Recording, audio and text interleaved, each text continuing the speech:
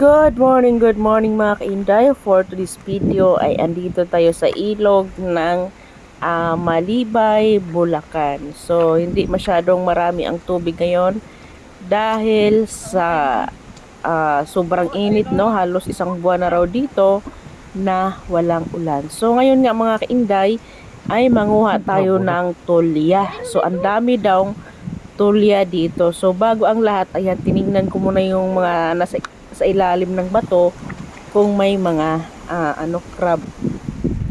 So ayun na nga mga kainday, nag-i-enjoy ako dito dahil alam mo naman si Inday Tess, alam niyo naman, nature lovers Inday Tess, no? So napaka-relaxing kasi dito mga kainday, tapos mahangin ba. Kaya lang yun nga, yung tubig ngayon ay hindi masyadong marami dahil sa El Nino na sinasabi. So ayan, pasayaw-sayaw pas Inday Tess kasi tuwang-tuwa nga. Tuwang-tuwa kasi nasa tahimik na lugar na naman, nakaka-relax na naman ang utak, naka-charge na naman. May full of positive energy na naman si Inday Tess. So yun na nga, pupuntahan namin yung si Ate Kunching kasi nanguha na siya ng tulya. So ayan, ang dami kasing tulya dito. So ang sarap nito, matamis-tamis yung sabaw at fresh pa. Oh, ayan na, nag-umpisa na kaming manguha ng tulya mga kainday. No? So kung masipag ka lang talaga dito, lagi kang may libreng ulam, no? Kailangan lang talaga na matyaga kang manguha ng tulya. Ayan, oh. So ang dami na niyang nakuhang tulya mga kainday.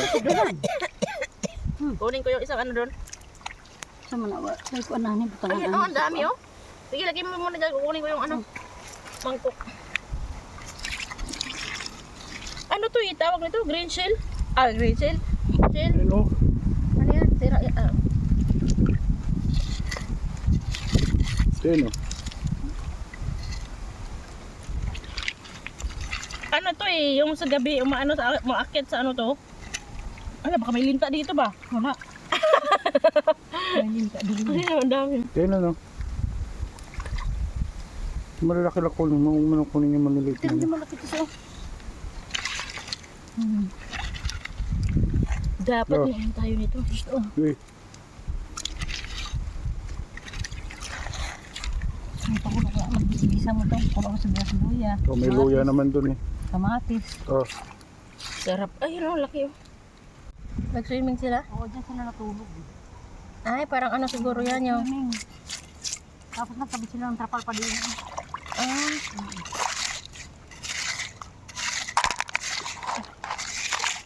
Kasi ganun pala dito. Gusto siguro nila ma-relax ba? Oo.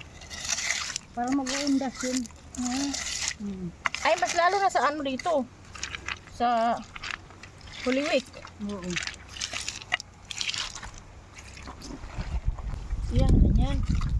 Yung pagkalkal natin. Ayun o. hindi naman laki oh. Oh, malaki. Piruya dapat dito, Tess. Ha? Piruya. Ano yan? Yung, ano, kalaykayan yung tawag dun, Rek. Ay, oo. Yung Rek dun sa atin, dun sa kanal natin, dun. Yung oo. Yun ang maganda, no? Ngayon pa oh.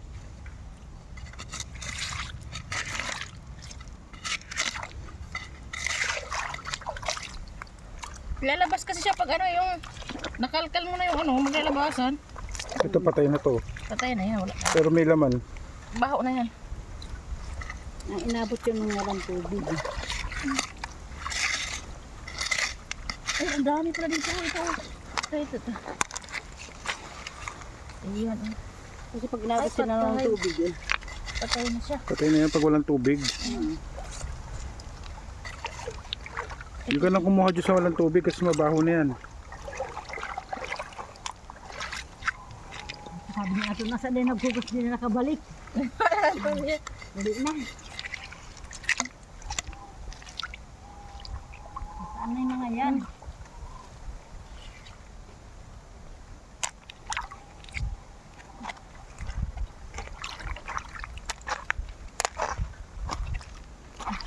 At eto na nga mga kainday, ang dami naming nakuhang tulya. Yan, tuwang-tuwa na naman si Inday Tess kasi nakalibre na naman ang ulam. Ago.